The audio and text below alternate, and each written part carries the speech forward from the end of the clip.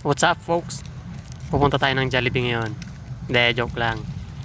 Pupunta tayo ng vape shop. Medyo malamig yung ngayon, weather.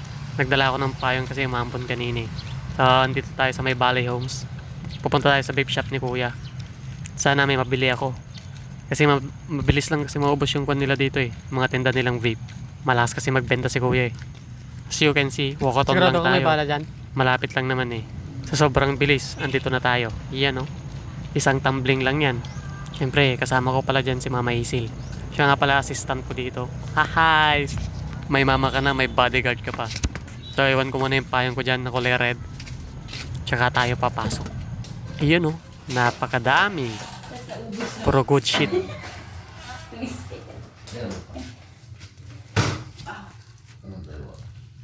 itong class na kanyang ba?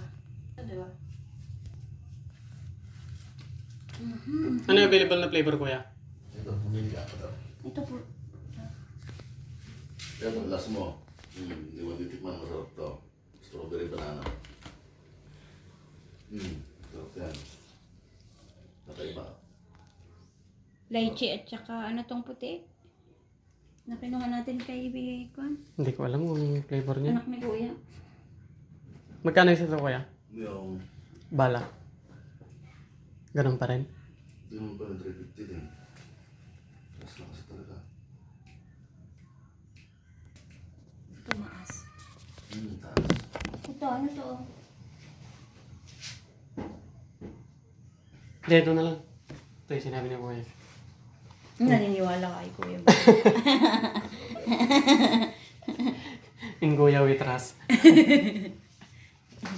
Wala ka. Mamukha siya. Ay, ano na ta?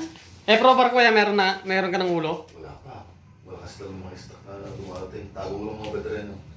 Oo nga. Mas matagal kasi mabos yung ulo niyan eh. Yun ang malasa yun. Okay, oh. Kaya mas matagal pa gamitin yun. Ito kaya 350. Kailan mo lima? Oo. Bakit may papadodot ka? Buksan mo na. Lalabas na tayo. Ay, Ay, ila. katagal ko nang binubuksan to. Mali pa rin ako na ngayon.